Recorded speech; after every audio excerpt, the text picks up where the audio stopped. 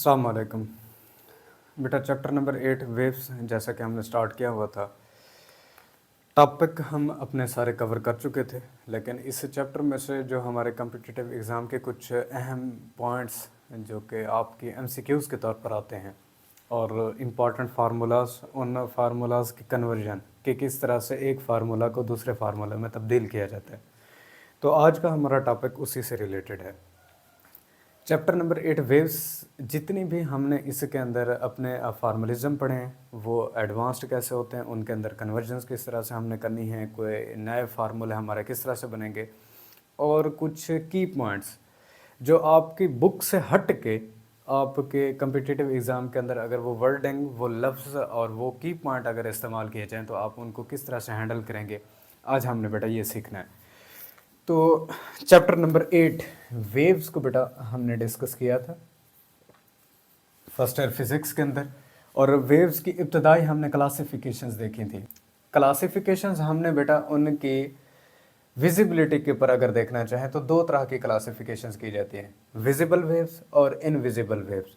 Visible में बेटा आपके पास आ जाती हैं वाटर वेव्स, ठीक है बेटा, स्ट्रिंग वेव्स हमने देखी थी, तो ये हमारे पास आती हैं विजिबल। जबकि इनविजिबल में बेटा आपके पास साउंड वेव्स आ जाती हैं, साउंड वेव्स इनविजिबल होती हैं। बेटा आपके पास मैटर वेव हमने पढ़ा था, इनको मैटर वेव्स, आपके पास बेटा रेडियो वेव्स थी, और भी टीवी वेव्स हैं जो कि इनविजिबल के अंदर लाई करती हैं। अगर इनको नेचर की बुनियादों पर क्लासिफाई किया जाए तो दो तरह की हमने इनका बेटा क्लासिफिकेशन किए थे। एक तो हमने कहा था कि मैकेनिकल वेव्स हैं, दूसरी हमने कहा था बेटा इलेक्ट्रोमैग्नेटिक वेव्स हैं। मैकेनिकल वेव्स को हमने डिफ़ाइन भी किया था कि इस तरह की वेव्स जिनके लिए कोई एक मीडियम नेसेसरी होता है टू प्रोपिगेट, कि अगर इन्होंने एक जगह से दूसरी जगह ट्रैवल करना है तो वेव्स के लिए लाजमी है कोई ना कोई मीडियम मौजूद हो। अगर तो मीडियम मौजूद होगा तो ये प्रोपिगेट करेंगी, ट्रैवल करेंगी। अगर मीडियम मौजूद नहीं है तो ये कभी ट्रैवल नहीं करते। और इनकी मिसालें हमने देखी थी, यही स्ट्रिंग वेव्स थी, वाटर वेव्स थी, इवन कि हमने साउंड वेव्स के लिए भी ये चीज़ देखी थी कि मैकेनिकल नेचर रखती हैं, यानी कि कोई ना कोई मीडिया इनके लिए लाजमी है। दूसरा इलेक्ट्रोमैग्नेटिक वेव्स, इनको हमने डिफ़ाइन किया था कि इस तरह की हमारे पास वेव्स होती हैं जिनके लिए किसी भी मीडिया की ज़रूरत नहीं है, लाजमी नहीं है कोई मीडियम मौजूद हो। ये वेव्स इलेक्ट्रोमैग्नेटिक हमेशा वैक्यूम में से भी, खला में से भी गुजर जाती हैं, ठीक है बेटा। और इनके अंदर आपके पास ये रेडियो वेव्स आ जाती थी, मैटर वेव्स आ जाती थी, और भी हमने काफ़ी सारी इसकी टाइप्स देखी थी, तो ये इलेक्ट्रोमैग्नेटिक थी। ये इनकी मिसालें हमने देखी थी बेटा। इसके बाद हमने बेटा प्रोग्रेसिव वेव्स, प्रोग्रेसिव वेव्स भी हमारे पास दो तरह की थी।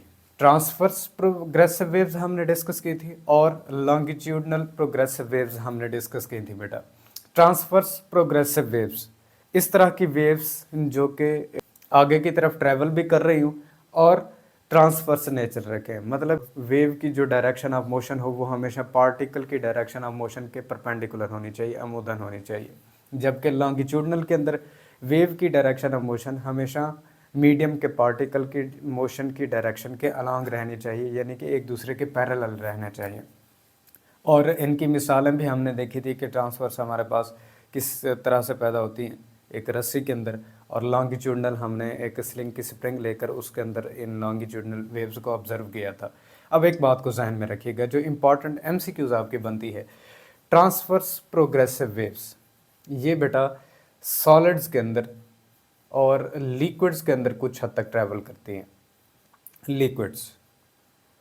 जबकि ट्रांसवर्स प्रोग्रेसिव वेव्स बेटा एयर्स के अंदर ट्रैवल नहीं कर सकती, एयर के अंदर नॉट ट्रैवल, ये उसमें ट्रैवल नहीं कर सकती, बहुत जल्दी डैम्पिंग का शिकार हो जाती हैं। जबकि लॉन्गिट्यूडनल प्रोग्रेसिव वेव ये ऑल टाइप ऑफ मीडिया के अंदर ट्रैवल कर सकती हैं, all type of media. Clear बेटा? तो इस तरह आपने ये इंपॉर्टेंट पॉइंट इसके लिए जहन में रखना है जो हमने डिस्कस करना था।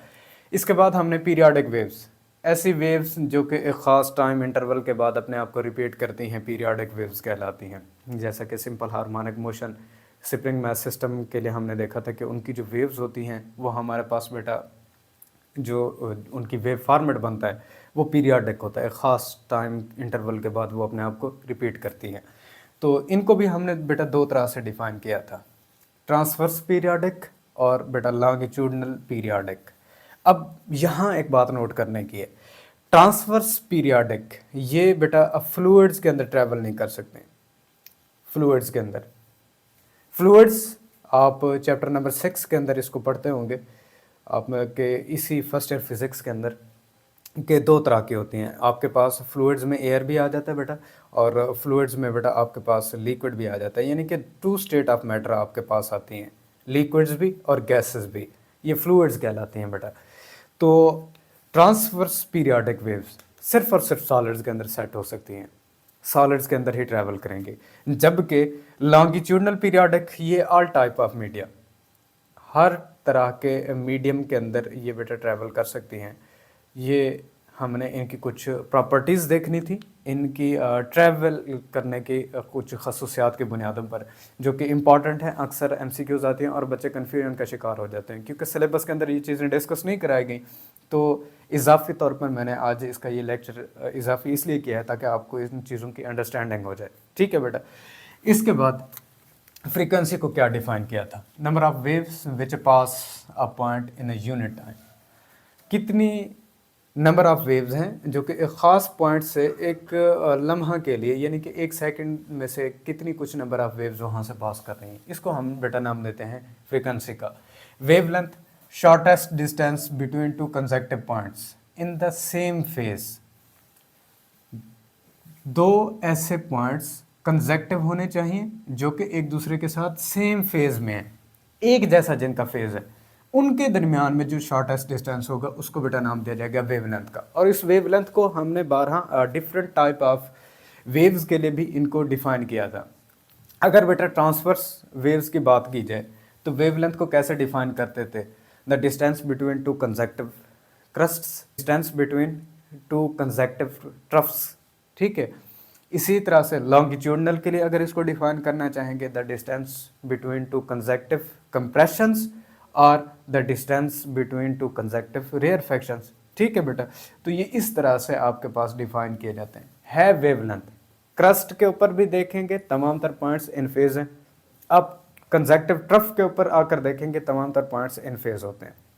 आप 2 कंसेक्टिव कंप्रेशंस के दरमियान में देखना चाहेंगे तो तमाम तर पॉइंट्स इन फेज होते हैं। आप 2 कंसेक्टिव रेयरफैक्शंस के दरमियान में बेटा देखना चाहेंगे तो तमाम तर पॉइंट्स इन फेज होते हैं। तो 2 इन फेज होने वाले कंसेक्टिव पॉइंट्स के दरमियान में ही डिस्टेंस को वेवलेंथ कहा जाएगा। आप उसको चाहे ट्रांसवर्स वेव्स के लिए डिफाइन कर लें या फिर लॉन्गिट्यूडनल वेव्स के लिए डिफाइन कर लें, इट्स ओके। इसके बाद है बेटा वेव वेलोसिटी, और वेव वेलोसिटी हमें कहाँ से मिलती है, वेव इक्वेशन से। v बराबर है बेटा हमारे पास एफ लैम्डा। ठीक है, इसको हम कहते हैं wave velocity. velocity of the particle of the medium is different from velocity of the wave. That's it बेटा important यहाँ से MCQ कि वेव की वेलोसिटी जो कुछ हो, लेकिन मीडियम के पार्टिकल की वेलोसिटी उनसे तब्दील हो सकती है। अक्सर देखें क्रस्ट के ऊपर कुछ और वेलोसिटी, ट्रफ कुछ और वेलोसिटी हो सकती है, या नोड और एंटी नोड का कंसेप्ट आपने देखा था, नोड के ऊपर कुछ और वेलोसिटी होती है पार्टिकल्स की और एंटी नोड पर कुछ और वेलोसिटी होती है। तो मीडियम के पार्टिकल की वेलोसिटी तब्दील हो सकती है। वेव की वेलोसिटी के साथ ये कभी मैच करना लाजमी नहीं है कि जितनी वेव की वेलोसिटी है उतनी मीडियम के पार्टिकल की वेलोसिटी होनी चाहिए, ये बात आपने जहन में रखनी है। v बराबर है एफ लैम्डा, हर तरह की वेव्स के लिए बेटा होल्ड करता है। मतलब कि आपके पास वो ट्रांसवर्स हो, ट्रांसवर्स, या फिर आपके पास बेटा लॉन्गिट्यूडनल हो, लॉन्गिट्यूडनल, दोनों तरह की, ये हर तरह की वेव्स के लिए बेटा आपके पास वैलिड इक्वेशन है। Wave pass from one medium to another, frequency does not change.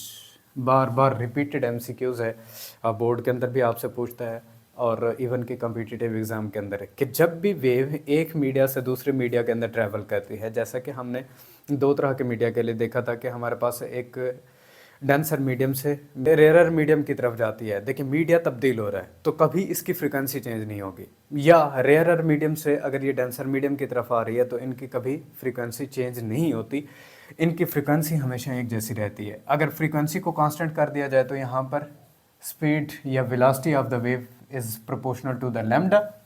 ठीक है, फ़र्ज़ कर लेते हैं हमारे पास कोई 2 वेव्स हैं, वो पहले v1 स्पीड के साथ वेलोसिटी के साथ हरकत कर रही है तो उसका वेवलेंथ λ1, जबकि v2 सेकंड वेव के लिए और उसकी जो वेवलेंथ है वो λ2 से रिप्रेजेंट कर ले जाए तो वेलोसिटीज़ के दरमियान में रेशोज़ उनमें वेवलेंथ की रेशोज़ के बराबर होंगी।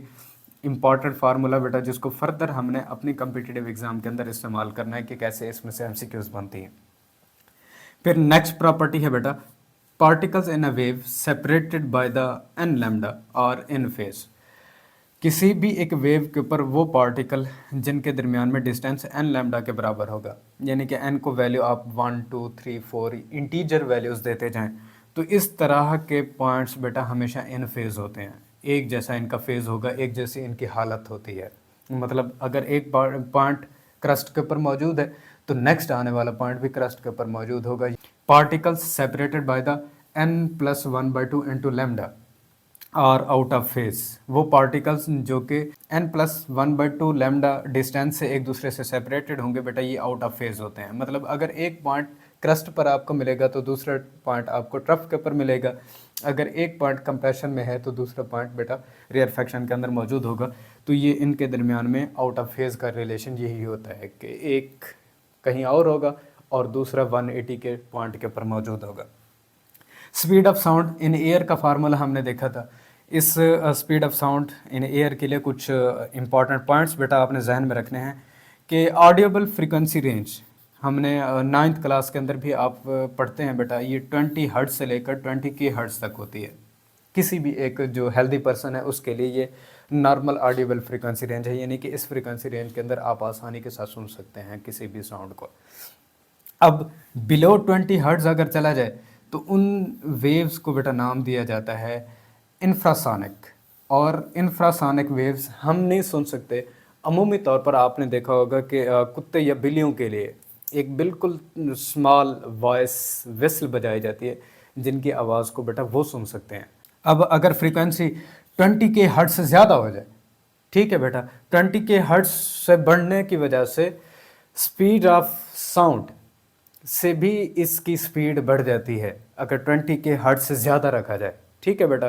तो अगर तो मीडियम में स्पीड ऑफ साउंड से किसी चीज़ की, किसी ऑब्जेक्ट की स्पीड बढ़ जाती है तो वहाँ से हमारे पास बेटा वेव्स जो आती हैं वो हमारे लिए बड़ी काफ़ी हार्श होती हैं, हम उनको सुन नहीं सकते।